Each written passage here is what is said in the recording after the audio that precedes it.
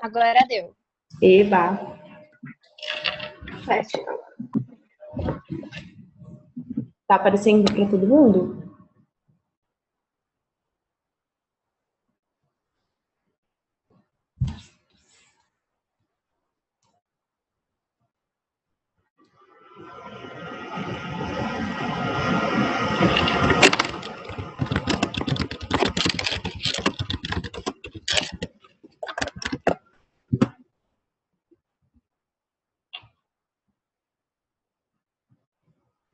Ah, beleza. Então vamos lá. Ok. Pessoal, então, antes de tudo, para quem não me conhece, é que eu falo bem pouco no grupo, né? Mas eu acompanho vocês. Muito mesmo. Então, meu nome é Aline, eu tenho 22 anos e eu sou formada em administração. E hoje eu sou analista de treinamento de uma editora daqui de São Paulo.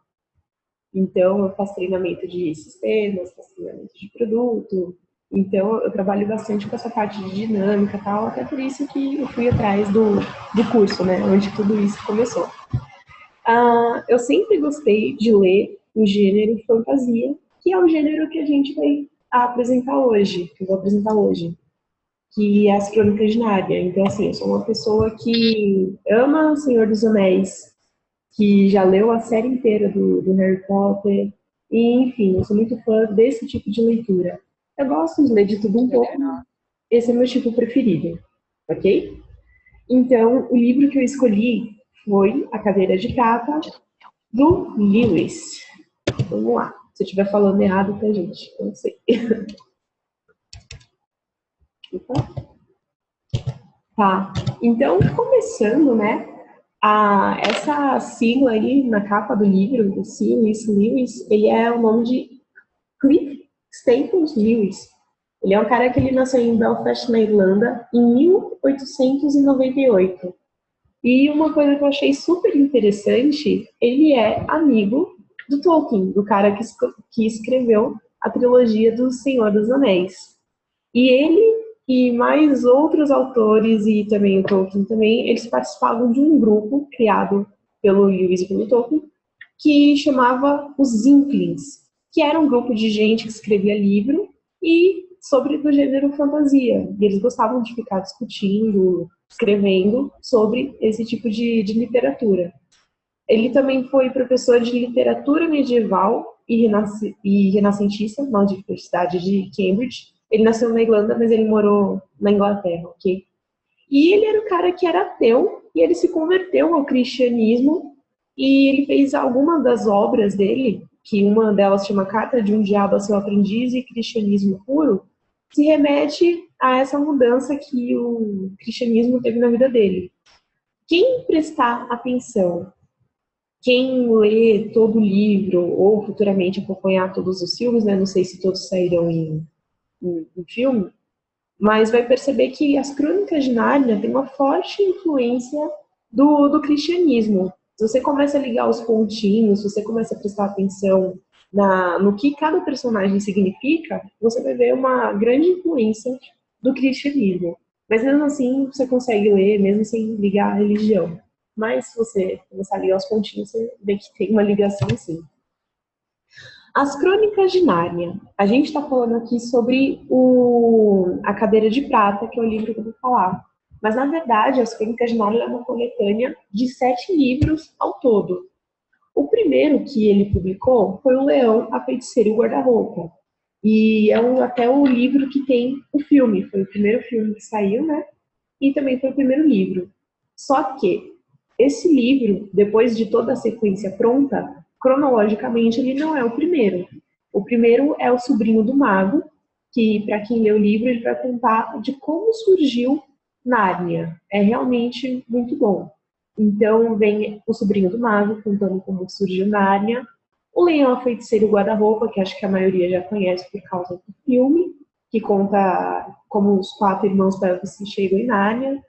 O Cavalo e Seu Menino é uma história de um cavalo que ele quer retornar para Nárnia e ele acaba fazendo um amigo aí, e essa história se passa durante o reinado do rei Pedro, do rei Edmundo, da rainha Susana, da rainha Lúcia. Então é uma história que se passa aí no reinado dos 4 irmãos. O príncipe Cáspio é uma história também à parte dos 4 irmãos ajudando ao príncipe Cáspio a voltar ao trono. A viagem do peregrino da Alvorada, que também são os 2 irmãos Pelvice e um personagem, o primo deles, o Eustáquio. Nessa história, a gente tem, além do príncipe Cáspio, que faz uma viagem no navio chamado Peregrino da Alvorada, através dos mares, tal, para achar um grupo de pessoas que chamavam 7 fidalgos, que tem que retornar, enfim, tem toda uma história. Mas quem vai do nosso mundo para Nárnia? A Lúcia, o Edmundo e o primo deles, o Eustáquio. Ele é importante para a gente.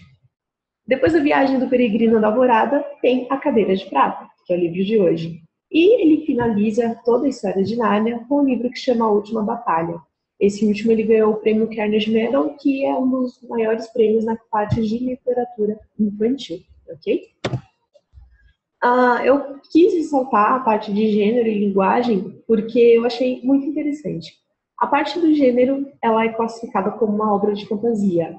Ela é uma obra artística, que é caracterizada como uma obra artística, e não tem ligação nenhuma com a realidade. E, geralmente, a fuga da realidade é feita por intervenções de divindades, de mágicos, de magia, enfim. Tanto que no primeiro ele entra dentro de um armário, né? E vai parar em outro país, em outro mundo.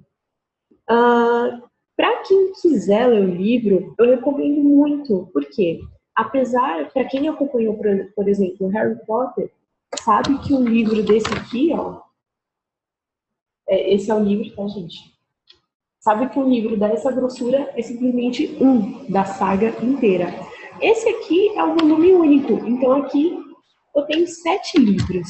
As histórias, elas são curtas e bem objetivas, e nem por isso elas são menos interessantes, tá? Então, bem legal de ler. E outra coisa muito simpática do livro é que o autor, ele conversa com o leitor.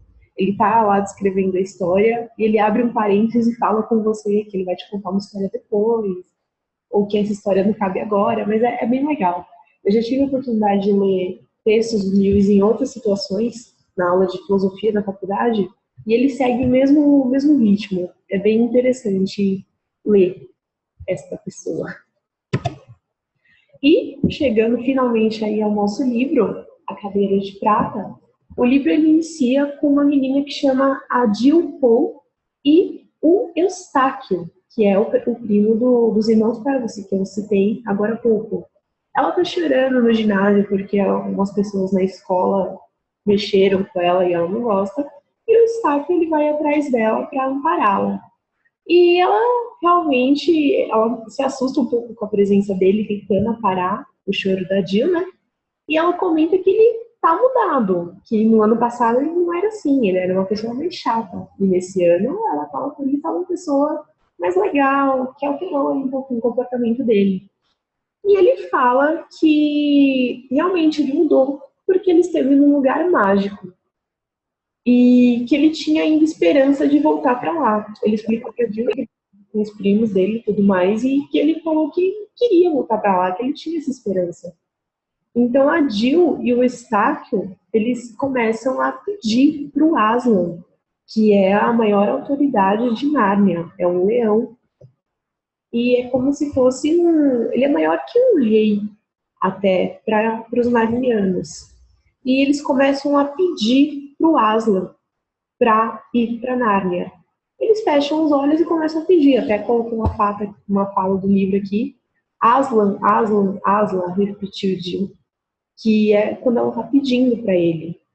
E acontece que as pessoas da escola começam a achar. A Jill estava chorando lá no ginásio do colégio. Eles tentam fugir dessas pessoas e eles acham uma porta.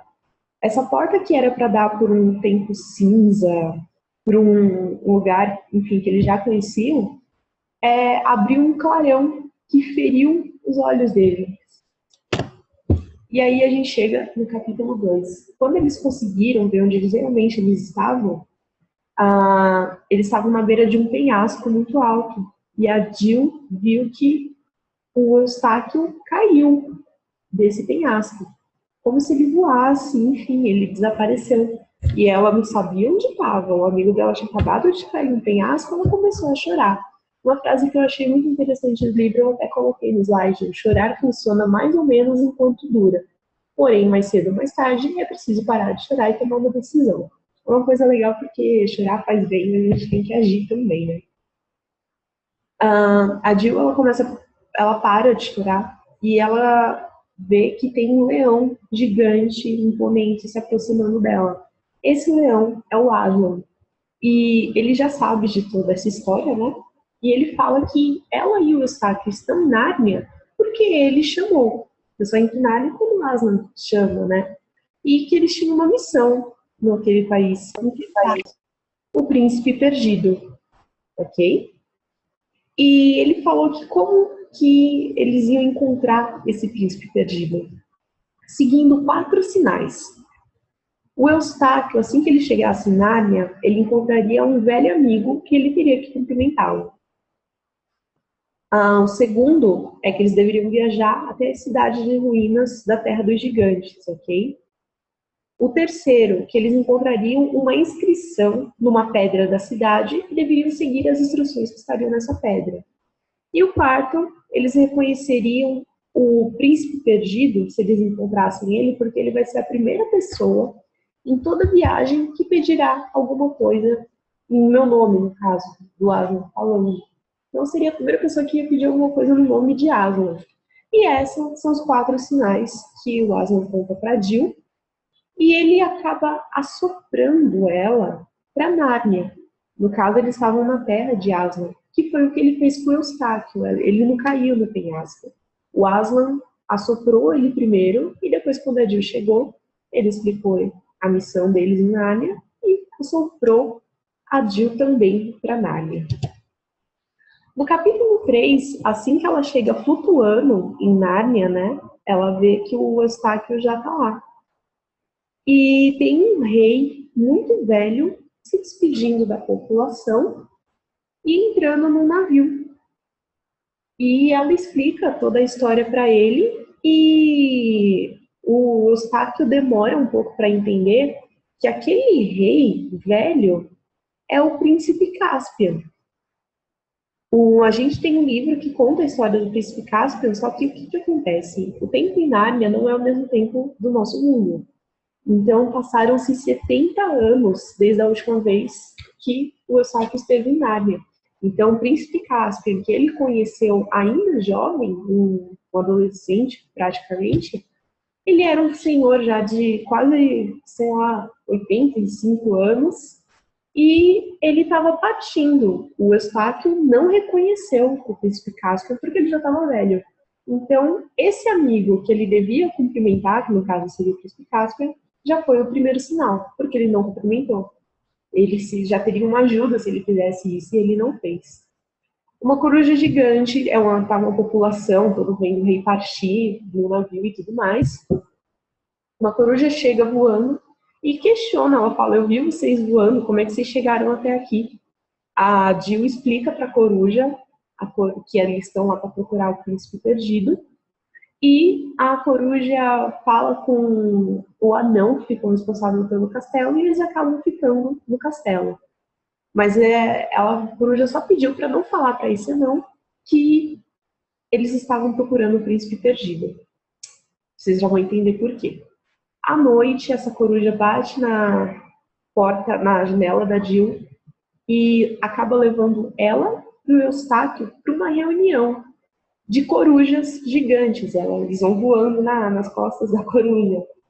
E chegando numas ruínas super velhas, tem várias outras corujas, e lá elas contam qual é a história do príncipe perdido, que eles estão lá para procurar, né?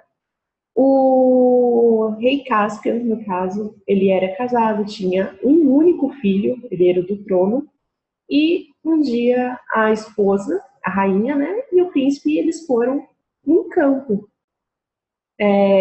passear. Aí a rainha, ela começou a sentir um pouco de sono, depois que eles comeram, dançaram, brincaram. Aí sentiu sono e foi se deitar. e ela foi picada por uma cobra verde gigante e acabou adoecendo e morreu. E o príncipe, ele ficou inerte em relação a isso, né? Não tinha cura, não tinha nada. Isso em poucos minutos a rainha morreu.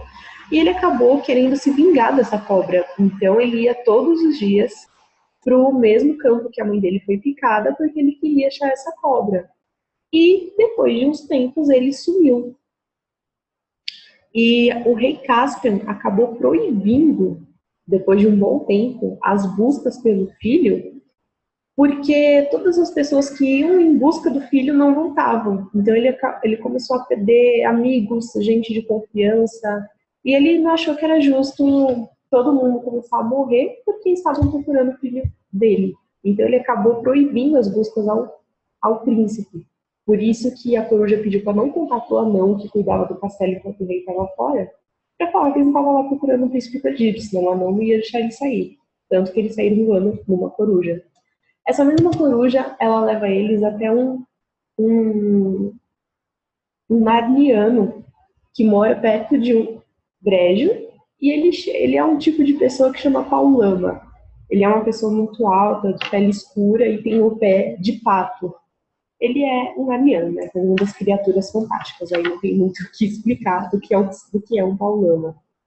E o Paulama, ele começa a ajudar a Jill e o Eustáquio nessa busca pelo príncipe. Então eles começam a fazer a viagem deles até as terras dos gigantes, que seria o segundo passo, né?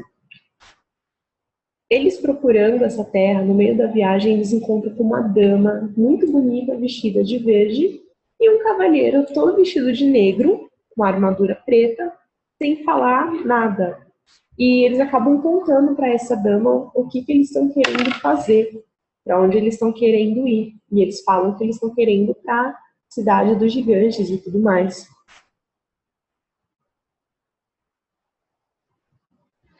E ela dá um endereço, ela ensina o caminho para eles chegarem até a Terra dos Gigantes e fala que é para eles dizerem para os gigantes que a dama enviou eles para a festa de outono, que falando isso eles iam ser bem recebidos. Eles acabam chegando nesse castelo das Terras dos Gigantes e avisam que eles chegaram para a festa do outono. E os gigantes, eles recolhem todos os integrantes, né, muito bem, fica no quarto, começa a dar banho, comida, enfim. Eles chegam numa noite de muita tempestade, de neve, chuva e tudo mais. E no outro dia que eles acordam, eles viram pela janela que eles passaram em cima das ruínas da cidade dos gigantes, que estava coberta pela neve. E eles estavam em outro castelo chamado Hartland. E eles viram que tinha um sinal das colinas, eles passaram por cima porque tinha neve, e eles nem perceberam. Então eles aí acabaram perdendo o segundo sinal. E eles viram também que nessa cidade em ruína, que eles estavam conseguindo ver do castelo, estava escrita a palavra de baixo em uma pedra. E eles não perceberam também, porque estava tudo coberto de neve. E eles acabaram perdendo o terceiro sinal do Aslan. E enquanto isso, eles estavam ainda no castelo e os gigantes recebendo eles super bem. Será por quê, né? Passar.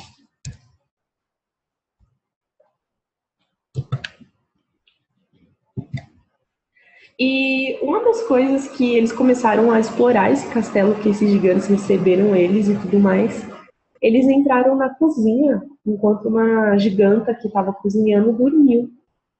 E eles viram um livro da mesa, um livro de receitas, falando como cozinhar um humano, que era extremamente saboroso, que era muito gostoso, como fazer um humano assado, um humano, sei lá, salada de humano.